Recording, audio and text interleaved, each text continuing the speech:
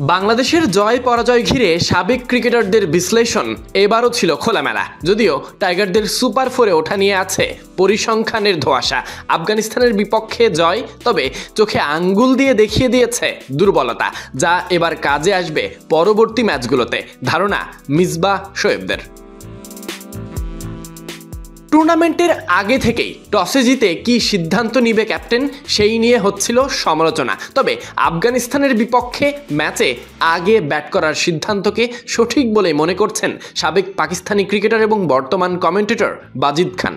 বাজিদের মতে পাওয়ার প্লেতে বাংলাদেশ চমৎকার সূচনা করেছে। প্রথম 10 ওভারে এসেছে 87 রান, তবে পরের 10 ওভারে ব্যাটিং ধীর হয়ে গেছে। যোগ হয় মোটে 67 রান। ফলে ভালো শুরুর পরও ইনিংসটা কাঙ্ক্ষিত উচ্চতায় পৌঁছাতে পারেনি। বাজিদ আরও বলেন, বাংলাদেশ, শ্রীলঙ্কা আর আফগানিস্তান 3 দলই খুব কাছাকাছি অবস্থায় আছে। শেষ ম্যাচের আগে কিছুই তাই নিশ্চিত করে বলা সম্ভব নয়। পাকিস্তানের কিংবদন্তি ক্রিকেটার মিসবাহ-উল হক সুরে সুর মিলিয়েছেন একইভাবে।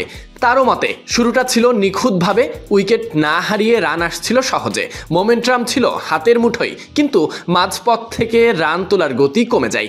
তার বিশ্লেষণ, বাংলাদেশের উচিত ছিল 170 রান করা, কারণ উইকেট ছিল সহজ, ফিনিশারও ক্রিজে উপস্থিত। শেষ দিকে তারা বল অনুযায়ী রান করেছে, ঝুঁকি নেয়নি। যদিও বোলিংটা ছিল দুর্দান্ত, ওপেনিং স্পেলেই ম্যাচের নিয়ন্ত্রণ পেয়ে যায় বাংলাদেশ। তবে টুর্নামেন্টে এগোতে হলে শেষের ওভারগুলোতেও ব্যাটিংয়ে আরও মান বাড়াতে হবে। অন্যদিকে শোয়েব মালিক নজর দিয়েছেন খেলোয়াড়দের ভূমিকা আর কৌশলে। সাইফ হাসান পঞ্চম বোলার হিসেবে বিবেচিত হলেও তাকে কার্যকর মনে করেননি, বরং সাইফকে তিনি সপ্তম বোলার হিসেবেই বিবেচিত করেছেন। আবার জাকের আলীকে ফিনিশার বললেও মালিকের মতে তার ব্যাটিং বৈচিত্র্যে ঘাটতি আছে। শুধু মিড উইকেটে শট খেললেই চলবে না, অফসাইড কাভারের দিকেও রান বের করতে হবে। শেষ ওভারে 4 বল খেলে সেট ব্যাটার হয়েও রান না পাওয়াকে মালিক টেকনিক্যাল দুর্বলতা হিসেবেই দেখছেন। এদিকে শামীম হোসেনকে নিয়ে তার মন্তব্য কিছুটা ইতিবাচক।